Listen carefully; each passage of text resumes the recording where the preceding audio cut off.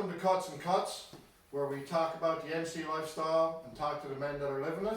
We'll start tonight by introducing the professional in the room. Booze Fighter Prospect Brian. And Brian, you're obviously a professional barber. If somebody wants to get a hold of you for a cut, how do they go about doing that? You can either book down the Fogtown Barber in St. John's, Newfoundland, or you can find me on Instagram on victory_struggles. Victory Struggles. Maybe that's an episode sometime too. Let's get to our guest. We got an interesting guest tonight. A guy that's got like 8 or 9 years in the MC lifestyle. You want to introduce yourself? Booze Fighter Prospect Corey, Chapter 128, Newfoundland, Canada. Thank you. All right, so right off the bat, you can see this is going to be interesting. I said you've been in the lifestyle 8 or 9 years, and you're a prospect. So there's obviously more to the story than that. But let's back it up right to the very beginning. What got you interested in the motorcycle club lifestyle? Like, how did that come about? That's a good question. Honestly, it starts for me with passion for bikes and in general. As a kid growing up, I've always loved dirt bikes and seeing kids around my neighborhood always riding, and it's something that always seemed pretty awesome to me. And freedom as a kid, right? And that translated to, as I was growing up, seeing local neighborhood Harley Davidsons flying around, and the sounds and the rumbles, and it really gets the blood flowing. I was instantly hooked. So the passion was always there when I was young.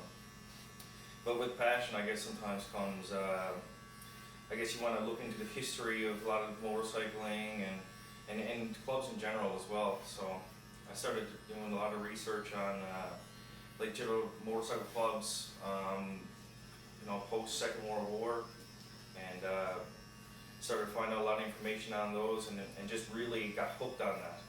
And I found it pretty amazing that a lot of those clubs, still exist today, right? And it's just found that pretty amazing. That's neat, yeah. So, if you started in life, let's use 8 years as a number. Let's say you started in a motorcycle club like 8 years ago, and today you're a prospect. Obviously, you have a story of some sort. Yeah. So, take us back to when you first started into life. Were you a prospect for someone else? Were you on a club? How did that transpire? Yeah, well, honestly, as I said before, that passion was there, and I was really hungry at the time. I just kind of went around some local club scenes, and honestly, I never really done the true research and probably backgrounds. Yeah, I probably should have done at the time. I was just so eager. So, I prospected for a local club. It was a pop-up club, and I spent a little bit of time with them and realized quickly that it's not really what I had read about, the true honorable type of clubs. Just not my style, didn't fit me. So yeah, so I took a bit of time after that experience and really, dug in and say, if I'm going to do this again, I'm going to really want to do it the right way. And I was lucky enough to be where I am today. Yeah, that's cool, okay. So, when you prospected the first time, just curious, how long did it take you to become a full patch in that club? Approximately 7 months. 7 months, okay. And were you a member of that club for a long time, or did you realize pretty quick that maybe it wasn't quite right for you, or? I wasn't a member for a very long time. Actually, the scene changed a lot in that time, and I just didn't feel the real brotherhood that I thought would be there. After really putting a lot of research in the history of the clubs, I just knew right away I didn't fit into that club. So. And that's fair enough, because I imagine there's a lot of people who end up in the club and they realize the club doesn't quite fit them the way it should, and they go out good and they move on to find something that works for them. So I commend you for that. Yeah, thanks. So here you are, you're a Booze Fighter prospect. Can you tell me a little bit about how that happened and what kind of a process you had to go through to become a Booze Fighter prospect? Yeah, absolutely. So through the journey of obviously trying to find out more about the older clubs and the traditional clubs, I found out that there are some local clubs in the scene that are some of the historic ones. So I started really digging in, and you know, getting to meet the clubs, going to events, introducing myself to members, just being friendly with them. And one of the biggest things I always say about this is that it's a time to really try to be yourself and get to know people. There's no quick road if you want to do it right, so during that time, there's a bit of a waiting period when you leave another club as well, because you know you want to show respect just to the life in general. A cool off period. you mean, Absolutely, Yeah, yeah. no, sure, that's good, Yeah. yeah. So, your prospect journey, how long have you been prospecting now? 398 days. 398 days. Timeline's not adding up for me. So you're a prospect here for 398 days. Yes. You're into life 8-9 years. You're in another club. So yeah, I guess in the middle of all that, Yeah. a few years ago, I was a prospect with this club, and really the timing was a very difficult time. You know, I put in 229 days, and honestly, it was a big learning curve for me. When you get into any type of situation where you're prospecting for one of the oldest clubs, and it's extremely demanding, and I had a young family at the time, a newborn baby, and it, like I said, it was a big learning curve. Sometimes you guess when you jump in, your passion, your heart's in it, but sometimes you realize too that there's another side, and there's a life balance there that didn't work for me at the time.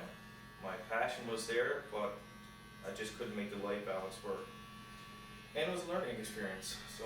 That's interesting because a lot of full patches and a lot of clubs often have the conversation, as I did with our last guest, Small Jack, about balance. And we talk about that a lot as a full patch, but a lot of people forget that balance is pretty important for a prospect. So you had 229 days punched as a prospect. It wasn't working for you at home. You were having some difficulties. What happened? Did you turn in your cut? Did you how did all that transpire? Yeah, so I did. I explained to my sponsor at the time the situations and the struggles I was having.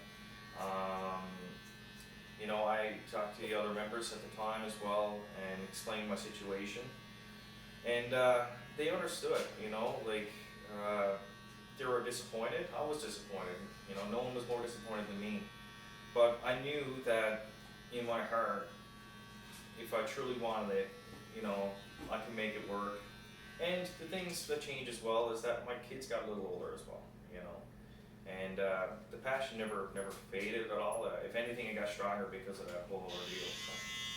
Yeah, no, that's good. And I mean, the bottom line is, I guess, when you're a prospect and when you're a full patch, if you're in a club that's a full-time deal, like the club they're prospecting for, there's no half in. It's not a weekend thing. Absolutely not. All right, so you were prospecting, you had issues, you couldn't quite make it work out, you stepped aside, you turned in your cut, and off you went.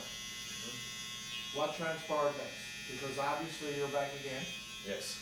So how did all that come about for you?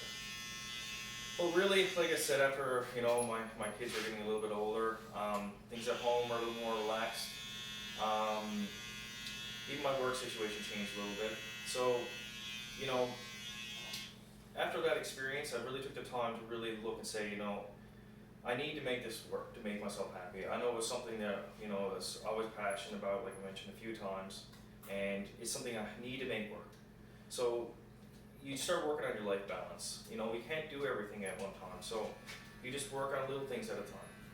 So I started coming around the club again, you know, putting some time in and really preparing myself for the next step that I wanted to take. You know, it was a gradual process instead of just completely kind of trying to jump in really fast.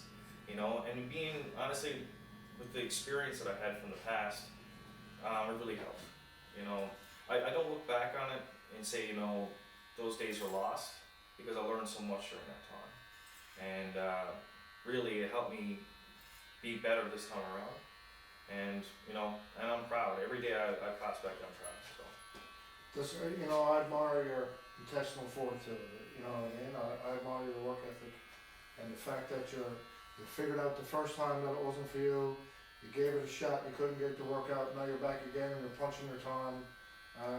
You know, I think there's a lesson in that somewhere. Yes. So, if you had to give somebody advice who was just getting into this lifestyle, who was an associate or a hang around, hoping to get that prospect stage and eventually become a full patch, what would your advice be? That's a good question. Well, honestly, I'd say you'd have to be honest with who you are internally. You know, you got to be honest with yourself, what you're capable of, and most importantly, you got to be honest with the club, who you're prospecting with or potentially prospecting with. Don't try to be someone you're not. Don't try to, impress people. Going out of the way to try to, be hard or anything that you're not, because in the end, the process is king. So the true colors will come out eventually, right? And like they say, prospecting separates those, looking for brotherhood versus people who are looking for a patch. And you gotta trust the process. So. That's excellent. Good advice. You know what? I appreciate you coming here today. I appreciate the fact that you're sitting there and you're getting a terrible haircut by Brian. I'm just joking. Brian's doing a great job. You're moving your head and he's working away. That's Sorry. great. So appreciate you coming out. And I encourage anybody, listen, drop us a comment, drop us a line. If you got any questions for me, maybe you got a couple of suggestions, we're open. There's no club business going on here. Just talking about the lifestyle and the men who are living it. And if somebody's out there thinking about prospecting or they are a prospect, this man here is an example of a guy who's really working to get it done. So other than that, that's it for Cuts and Cuts. This episode, we'll see you again.